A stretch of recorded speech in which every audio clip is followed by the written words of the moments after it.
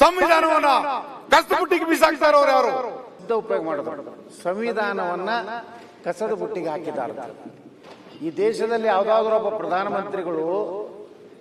ಪ್ರಧಾನಮಂತ್ರಿ ಶಪಥ ತಗೋಕ್ಕಿಂತ ಮುಂಚೆ ಭಾರತದ ಸಂವಿಧಾನಕ್ಕೆ ತಲೆಯಿಟ್ಟು ನಮಸ್ಕಾರ ಮಾಡಿದಂತ ಒಬ್ಬ ಪ್ರಧಾನಮಂತ್ರಿ ಯಾರಾದ್ರೂ ಇದ್ರೆ ನರೇಂದ್ರ ಮೋದಿ ಅವರು.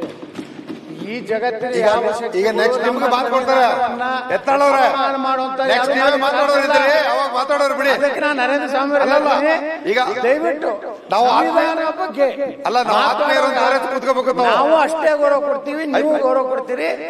ಆದ್ರೆ ನನಗೆ ಟೈಮ್ ಕಸದ ಬುಟ್ಟಿಗೆ ವಾಪಸ್ ಅರ್ಧ ಗಂಟೆಗೆ ಸತ್ತೀರ ಅನ್ಕೊಳ್ತೀನಿ ನಾನು. ಯಾವ ಆಧಾರದ ಮೇಲೆ ನಾವು ಕಾರ್ಯಕ್ರಮ ರೂಪಿಸೋದು? ಯಾವ ದತ್ತಾಂಶ ಇಟ್ಕೊಂಡು ನಾವು ಕಾರ್ಯಕ್ರಮ ರೂಪಿಸೋದು? 2011ರಿಂದ 2025 ಆದ್ರೂ ಕೂಡ 14 ವರ್ಷ ಆದ್ರೂ ಕೂಡ ಜನಗಣತಿ ಪ್ರಾರಂಭ ಆಗಿಲ್ವಲ್ಲ. ಅತ್ಯಂತ ಕೆಳವರ್ಗದ ಸಮಾಜದಿಂದ ಬಂದವನು ನಾನು. ನನ್ನ ಹಕ್ಕನ್ನ ಪ್ರಶ್ನೆ ಮಾಡ್ತೀನಿ. ಬಾಬಾ ಸಾಹೇಬರ ಸಿದ್ಧಾಂತವನ್ನ ಕೊಲ್ತಾ ಇರೋರು ಯಾರು? ಸಂವಿಧಾನವನ್ನ ಕಸದ ಬುಟ್ಟಿಗೆ ಬಿಸಾಕ್ತಾ ಇರೋರು ಯಾರು? ಬಾಬಾ ಸಾಹೇಬರ ವಿಷಯವನ್ನು ಎತ್ಕೊಂಡು ಪ್ರಶ್ನೆ ಮಾಡ್ತಕ್ಕಂಥ ಹಕ್ಕು ನಿಮ್ಗೆಲ್ಲಿದೆ? ಕೇಂದ್ರದಲ್ಲಿ ಆಡಳಿತ ನಡೆಸ್ತಿರೋರು ಇಲ್ಲಿ, ಇವತ್ತು ವಿರೋಧಿ ಬಣದಲ್ಲಿ ಕೂತಿರ್ತಕ್ಕಂಥ ನಮ್ಮ ಸಹೋದರರಲ್ಲಿ ನೀವು ಅರ್ಥ ಮಾಡ್ಕೊಂಡು ಮಾತಾಡಿ. ಯಾಕೆ ನೀವು ಹೇಳಿದ್ರೆ 15 ವರ್ಷ ಹಿಂದಕ್ಕೆ ಕೊಟ್ಟಾಗ್ತಾ ಇದೆ ರಾಜ್ಯ ಅಂತ? ರಾಜ್ಯ ಎಲ್ಲ ಹಿಂದಕ್ಕೆ ಹೋಗ್ತಾ ಇರೋದು. ಹಿಂದುಳಿದವರು, ಪರಿಶಿಷ್ಟ ಜಾತಿ ಮತ್ತು ಪರಿಶಿಷ್ಟ ಪಂಗಡದವರು, ಅಲ್ಪಸಂಖ್ಯಾತರು ಹಿಂದಕ್ಕೆ ಹೋಗ್ತಾರೆ. ಯಾಕೆಂದ್ರೆ ನಿಮ್ಮ ಹತ್ರ ದತ್ತಾಂಶ ತಂದು ಕೊಡಕ್ಕಂತ ಶಕ್ತಿ ಇಲ್ಲ, ಇಚ್ಛಾಶಕ್ತಿನೂ ಇಲ್ಲ. ಆ ಇಚ್ಛಾಶಕ್ತಿ ಕೊರತೆಯಿಂದಾಗಿ ರಾಜ್ಯಗಳು, ರಾಷ್ಟ್ರ ಇವತ್ತು ಯೋಜನೆಗಳನ್ನ ರೂಪಿಸೋದ್ರಲ್ಲಿ ಅತ್ಯಂತ ಅವ್ರ ಇಚ್ಛೆ ಬಂದಂತ ರೀತಿಯಲ್ಲಿ ಮಾಡೋದಕ್ಕೆ ಅವಕಾಶ ಕೊಟ್ಟಾಗ್ತದೆ. ಸನ್ಮಾನ್ಯ ಅಧ್ಯಕ್ಷೆ, ಇವತ್ತು ಹಿಂದುಳಿದ ವರ್ಗ ಕಲ್ಯಾಣ ಇಲಾಖೆಯಲ್ಲಿ 2013ರಿಂದ 2018 ತನಕ ಸಿದ್ದರಾಮಯ್ಯನವರು ಯಾವ ರೀತಿ ಈ ವರ್ಗದ ಕಲ್ಯಾಣವನ್ನ ಕಾಪಾಡಿದ್ರು?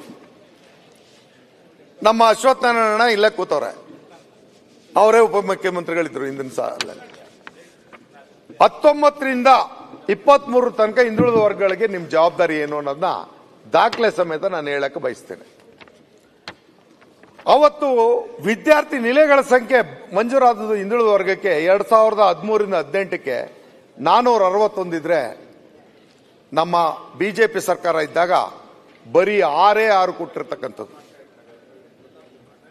ಹಾಗೆ ಪ್ರಯೋಜನ ಪಡೆದ ವಿದ್ಯಾರ್ಥಿಗಳ ಸಂಖ್ಯೆ 2013ರಿಂದ 2018 ತನಕ ಎಷ್ಟಿತ್ತು ಅಂದ್ರೆ 46,175 ವಿದ್ಯಾರ್ಥಿಗಳು. ಆದ್ರೆ ತದನಂತರ ಹೆಚ್ಚಾಗಬೇಕು. ಅದು ಇವರ 5 ವರ್ಷದಲ್ಲಿ ಏನ್ ನಡೀತು ಅಂತಂದ್ರೆ 35,600 ವಿದ್ಯಾರ್ಥಿಗಳಿಗೆ ಮಾತ್ರ ಅವಕಾಶ ಆಯ್ತು. ಯಾರು ಇವತ್ತು ಹಿಂದುಳಿದವ್ರ ಪರ? ಅವ್ರ ಶಿಕ್ಷಣಕ್ಕೆ ಯಾರು ಜವಾಬ್ದಾರಿ ಆಗಿದ್ರು? ಇದು ನಂದಲ್ಲ, ಇಲಾಖೆ ದಾಖಲಾತಿ. ಇದರ ನಂತರ ವಸತಿ ನಿಲಯಗಳ ಕಟ್ಟಡ ನಿರ್ಮಾಣ ಸಂಖ್ಯೆ. ಸಭಾಧ್ಯಕ್ಷರೇ, ಏನೊಂದು ನನ್ನ ಸ್ನೇಹಿತರು ನರೇಂದ್ರ ಸ್ವಾಮಿ ಅವರು ವಿದ್ಯಾರ್ಥಿ ನಿಲಯದ ಬಗ್ಗೆ ಹೇಳ್ತಿದ್ದಾರೆ. ನಮ್ಮ ಒಂದು ಸರ್ಕಾರ ಅವಧಿಯಲ್ಲಿ ಕೋವಿಡ್ ಇತ್ತು, ಗೊತ್ತಿರಲಿ. ಕೋವಿಡ್ ಇದ್ರೂ ಸಹ ನಮ್ಮ ಸರ್ಕಾರದ ವಿವಿಧ ವಿದ್ಯಾನಿಲಯಗಳನ್ನು ಸಂಪೂರ್ಣವಾಗಿ ಎಲ್ಲವನ್ನೂ ಹಿಂದುಳಿದ ಇಲಾಖೆಗೆ ವರ್ಗಾಯಿಸುವಂಥದ್ದು ಮಾಡಿದ್ದು, ಸಮಾಜ ಕಲ್ಯಾಣಕ್ಕೆ ವರ್ಗಾಯಿಸುವಂಥದ್ದು ಮಾಡಿ ಒಟ್ಟು ಸಂಖ್ಯೆನಲ್ಲಿ ಮಾತಾಡಲಿ, ಎಷ್ಟು ಸಂಖ್ಯೆಯನ್ನ ಹೆಚ್ಚಳ ಆಗಿರುವಂಥದ್ದನ್ನ ನಿಮ್ಮ ಅವಧಿಗೂ ಸೇರಿಸಿ ಹೆಚ್ಚಿನ ಸಂಖ್ಯೆಯಲ್ಲಿ ವಿದ್ಯಾರ್ಥಿ ನಿಲಯಗಳನ್ನ ಸಂಖ್ಯೆಯನ್ನ ಹೆಚ್ಚಿಸುವಂತ ಕೆಲಸ ನಮ್ಮ ಅವಧಿಯಲ್ಲಿ ಆಗಿದೆ. ಅದಲ್ಲದೆ ವಿದ್ಯಾರ್ಥಿ ನಿಲಯಗಳು ಮೊದಲು ಚಿಕ್ಕ ಪುಟ್ಟ ಕಟ್ತಾ ಇದ್ರಿ, ಮುಂದೆ ಹೇಳ್ತೀನಿ ಪೂರ್ಣ ಮಾಡಿದ್ರೆ ಮಾಹಿತಿ ಪೂರ್ಣ ಪೂರ್ತಿಯಾಗಿ ಪೂರ್ಣ ಮಾಡಿದ್ರಿ, ನಾವೆಷ್ಟು ಪೂರ್ಣ ಮಾಡಿದ್ವಿ? ಒಂದ್ ನಿಮಿಷ ಯಾಕೆ ಹೊರಟೋಗುತ್ತೆ? ಅಲ್ಲ ಸರ್ಕಾರ ಉತ್ತರ ಕೊಡ್ತೀರಾ? ಅಲ್ಲ, ಅವಕಾಶ ಅರ್ಧ ಗಂಟೆ ಕೊಟ್ಟಿದ್ದಾರೆ, ನೀವು ಮಧ್ಯ 1/4 ಗಂಟೆ ಕಿತ್ತಾಕ್ಬಿಟ್ರೆ ಕಷ್ಟ. ಏನಿಲ್ಲ, ಇನ್ನು ಬಹಳ ವಿಚಾರ ಇದೆ, ಸ್ವಲ್ಪ ಬಿಡಿ. ವಿದ್ಯಾರ್ಥಿ ನಿಲಯಗಳು ಮಾಡ್ತಿಲ್ಲ, ಅಭಿವೃದ್ಧಿ ವಿಚಾರ ಮಾತಾಡ್ತಿದ್ದಾರೆ. ಸರ್ಕಾರದಲ್ಲಿದ್ದಂತ ವಿದ್ಯಾರ್ಥಿ ನಿಲಯಗಳು, ಕಾಲೇಜುಗಳಲ್ಲಿದ್ದಂತ ವಿದ್ಯಾನಿಲಯಗಳಲ್ಲಿ ದುಡ್ಡು ಕೊಟ್ಟು ಅವರು ಅಲ್ಲಿ ವಾಸ ಮಾಡಬೇಕಿತ್ತು.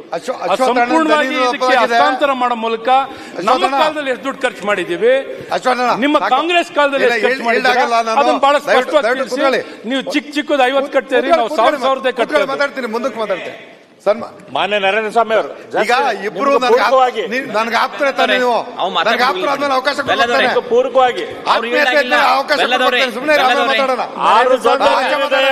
ಹಾಸ್ಟೆಲ್ಗಳನ್ನು ಆಗ್ಲೇ ಚೆನ್ನಾಗಿ ಈಡಾದ್ರೆ ಹೇಳ್ತೇನೆ. ಇಲ್ಲ ಏನಿಲ್ಲ ಅಧ್ಯಕ್ಷರೇ, ಹೇಳಿ. ನರೇಂದ್ರ ಸ್ವಾಮಿ ಅವರು ಕೇಂದ್ರ ಸರ್ಕಾರವನ್ನು ಟೀಕೆ ಮಾಡ್ತಾ ಇದ್ದಾರೆ. ಅವ್ರ ಹಕ್ಕಿದೆ, ಅವ್ರು ಮಾಡಲಿ. ನಾ ಇಷ್ಟೇ ಅವ್ರಿಗೆ ವಿನಂತಿ ಮಾಡ್ಕೋದು, ಏನೋ ಅವ್ರು ಒಂದು ಶಬ್ದ ಉಪಯೋಗ ಮಾಡಿದ್ರು, ಸಂವಿಧಾನವನ್ನು ಕಸದ ಬುಟ್ಟಿಗೆ ಹಾಕಿದ ಅರ್ಥ. ಈ ದೇಶದಲ್ಲಿ ಯಾವುದಾದ್ರೂ ಒಬ್ಬ ಪ್ರಧಾನಮಂತ್ರಿ ಶಪಥ ತಗೋಕ್ಕಿಂತ ಮುಂಚೆ ಭಾರತದ ಸಂವಿಧಾನಕ್ಕೆ ತಲೆಯಿಟ್ಟು ನಮಸ್ಕಾರ ಮಾಡಿದಂಥ ಒಬ್ಬ ಪ್ರಧಾನಮಂತ್ರಿ ಯಾರಾದ್ರೂ ಇದ್ರೆ ನರೇಂದ್ರ ಮೋದಿ ಅವರು. ಈ ಜಗತ್ತಿನ ಯಾವ ಶಕ್ತಿ ಮಾತಾಡೋರು ಬಿಡಿ. ಅದಕ್ಕೆ ನಾನು ನರೇಂದ್ರ ಸ್ವಾಮಿ ಈಗ ದಯವಿಟ್ಟು ನಾವು ಸಂವಿಧಾನ ಬಗ್ಗೆ ಕೂತ್ಕೋಬೇಕು. ನಾವು ಅಷ್ಟೇ ಗೌರವ ಕೊಡ್ತೀವಿ, ನೀವು ಗೌರವ ಕೊಡ್ತೀರಿ. ಆದ್ರೆ ನನಗೆ ಟೈಮ್ ಕಸದ ಬುಟ್ಟಿ ಅಂತ ವಾಪಸ್ ರೆಸ್ಟ್ರಿಕ್ಟ್ ಮಾಡ್ಬಿಟ್ಟು ಅರ್ಧ ಗಂಟೆಗೆ ಸ್ವಲ್ಪ ಇರಿ ದಯವಿಟ್ಟು. ಆಯ್ತು, ವಸತಿ ನಿಲಯಗಳ ಕಟ್ಟಡ ನಿರ್ಮಾಣ ಸಂಖ್ಯೆ ನೀವು ಹೇಳದ ರೀತಿನಲ್ಲೇ ನಿರ್ಮಾಣ ಸ್ಯಾಂಕ್ಷನ್ ಕೊಟ್ಟದ್ದಲ್ಲ, ನಿರ್ಮಾಣ ನಡೀತಾ ಇದ್ದು ಆನ್ಗೋಯಿಂಗ್ ಪ್ರಾಜೆಕ್ಟ್. 13ರಿಂದ 18ಕ್ಕಿದ್ದಂತ ಕಾಂಗ್ರೆಸ್ ಸರ್ಕಾರ, ಸಿದ್ದರಾಮಯ್ಯ ಸರ್ಕಾರ 330 ಪೂರ್ಣಗೊಳಿಸಿದ್ರೆ ಇವರು ಬರೀ 164 ಪೂರ್ಣಗೊಳಿಸಿದ್ರು.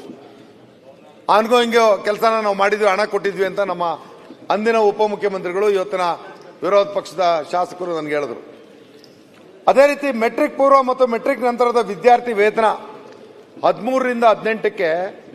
ಹೆಚ್ಚಿನ ವಿಡಿಯೋಗಳಿಗೆ ಪ್ರತಿಧ್ವನಿ ಯೂಟ್ಯೂಬ್ ಚಾನೆಲ್ ಸಬ್ಸ್ಕ್ರೈಬ್ ಮಾಡಿ, ಬೆಲ್ ಐಕಾನ್ ಕ್ಲಿಕ್ ಮಾಡಿ.